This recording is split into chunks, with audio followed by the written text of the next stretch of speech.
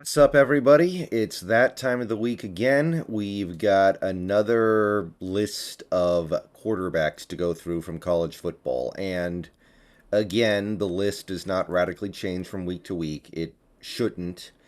And we're going to need a whole body of work this season to figure out who is who we want, who we don't want, etc. But I want to talk about some of the non trivial shifts that have taken place in my personal top 10 rankings from last week to this week. So let's go ahead and get in on it. We're now 4 games into the season, so we're starting to get an idea of who's who. We're starting to get a real sense for who are the guys that are worth considering as NFL quarterbacks. So let's start at the top here.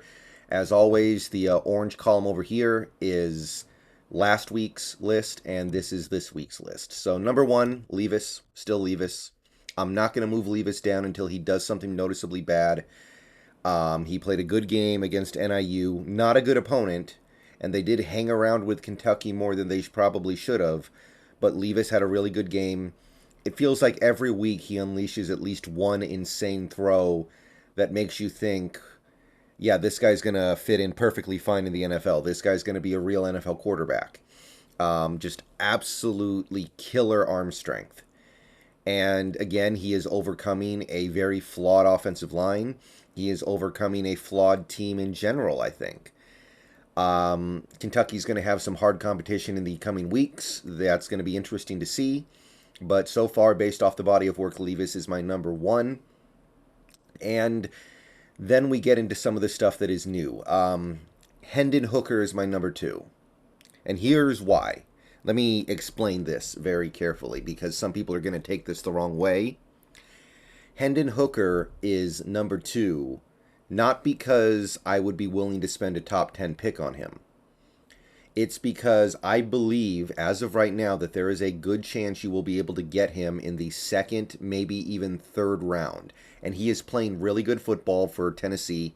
He had a good game last week, and he's the full package. He can do it all. He ran for 100 yards last week. He shows mobility. He shows the ability to make all the throws. He's powering it down the field. The only thing about Hooker is he's got a little bit of a weird throwing motion, and who cares about that? He's getting it done. And if you're telling me that you could spend your first 2 picks or even 3 picks on other positions and then get a ready to go high level quarterback in the late second or early third round, sign me up for that. So don't misinterpret me. Hendon Hooker is not somebody I want to spend a top 10 pick on.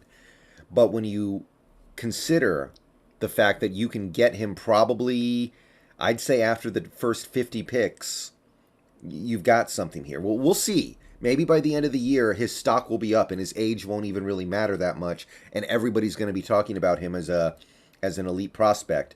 But for me, Hendon Hooker, considering where you're probably going to be able to get him in the draft, is number two.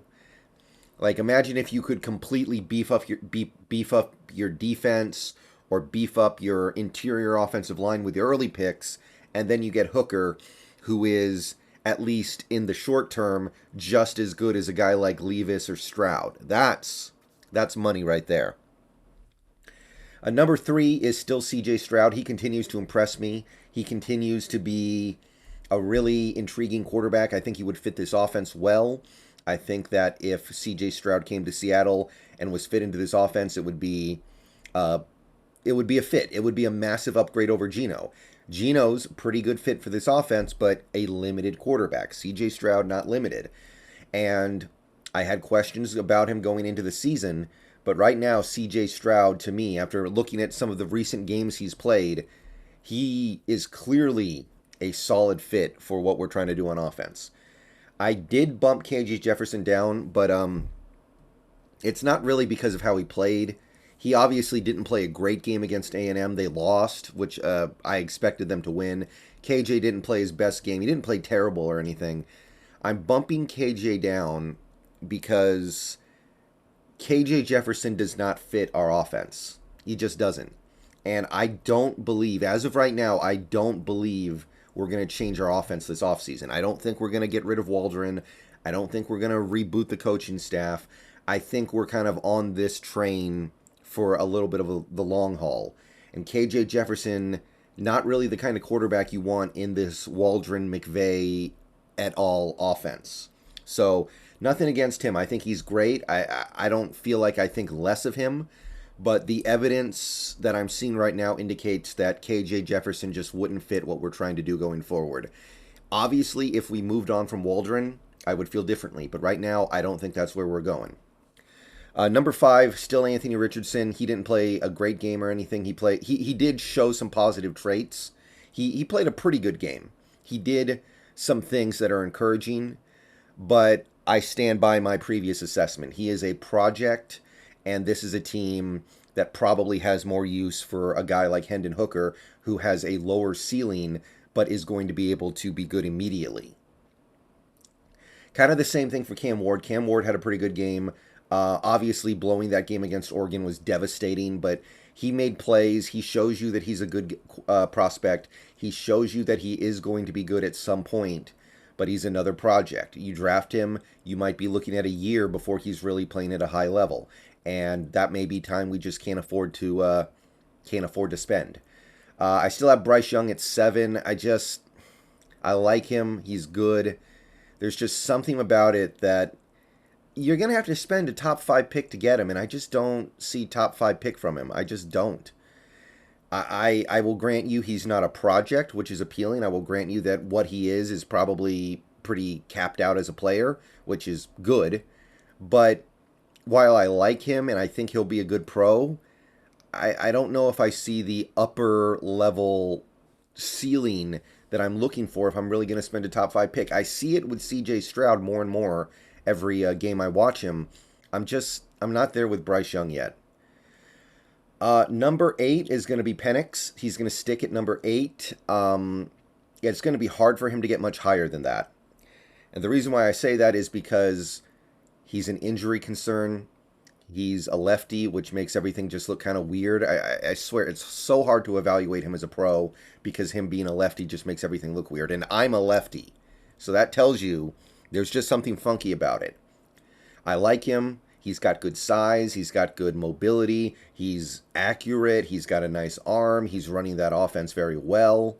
But the injuries are a concern. And in the NFL, unlike what's going on at UW right now, he's going to get hit. Right now in the UW offense, I've watched pretty much every play this year. They don't let him get hit almost ever. You take him to the NFL, he's going to get hit. And also, I've talked about this before, I actually don't think he's going to declare for the draft because of how many quarterbacks there are. So we'll see if it's even on the table. Number 9, I am bumping up Devin Leary. Welcome to the show. Impressive start for Leary over at North Carolina. Not working with the greatest talent around him. And he is performing so far for a pretty good North Carolina team, pretty good North Carolina offense.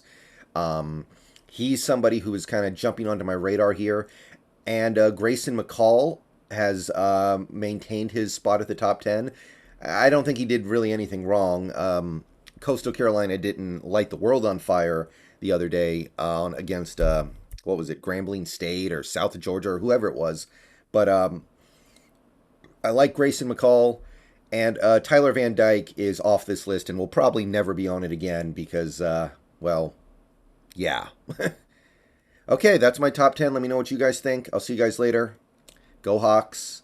And yeah, those are my quarterbacks right now. It's starting to take form, people.